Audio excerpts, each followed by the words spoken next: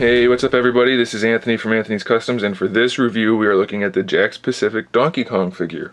This is just like Bowser in that it's a very low quality figure, but you're only paying 15 bucks, so you're getting you're getting what you paid for.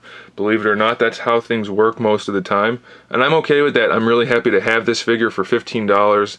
You can't complain. I just need to point out everything since that is what a review is for. So he is in his kind of hunched over pose right here, and height for that puts him at about 5.5 really. He does have some good size to him. He has an ab crunch actually. It doesn't give him a whole lot of range of motion, but it is there, and you can kind of stand him up higher. So if you want to, you can make him nearly 8 inches tall depending on how you have him posed, but you're not going to want to stand him like that because he only looks basically straight up in the air.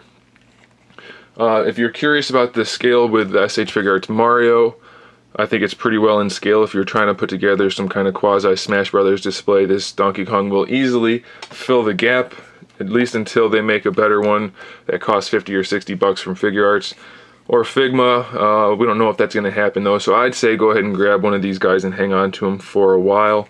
The sculpt is pretty good. I like the head sculpt. I like basically the sculpt everywhere is nice.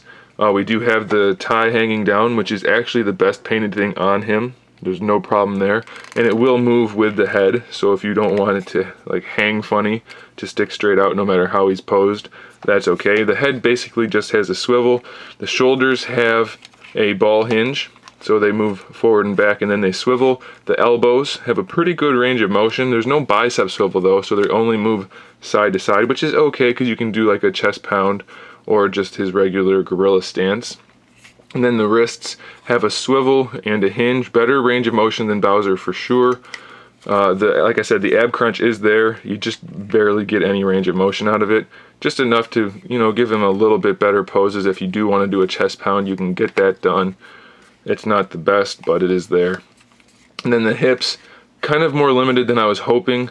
They look like they would be just on a ball joint or a ball peg like Bowser, but they're kind of limited. They don't go as far as I would like them to, and so it kind of limits the posability. His feet do swivel, but there's nothing in the knees or ankles to give him a hinge, so posability is somewhat limited. You can't get the feet flat and have him standing up.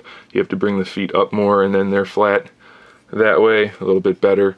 So he's going to probably end up in this kind of stance with the hands on the ground in his little Donkey Kong iconic stance, which is okay by me. Like I said, it's a $15 figure. I'm more than happy to have it at that price, but it definitely could be better. The paint applications on these guys, not the best. Surprisingly, the chest paint, or for the body, the chest is painted and then all of the brown is molded, but for the head, it's molded in the tan color and then the brown is painted. So the hair doesn't match the body, and then you get a lot of this kind of bleeding where it doesn't look quite right. It looks kind of like it's glowing red. Doesn't look great.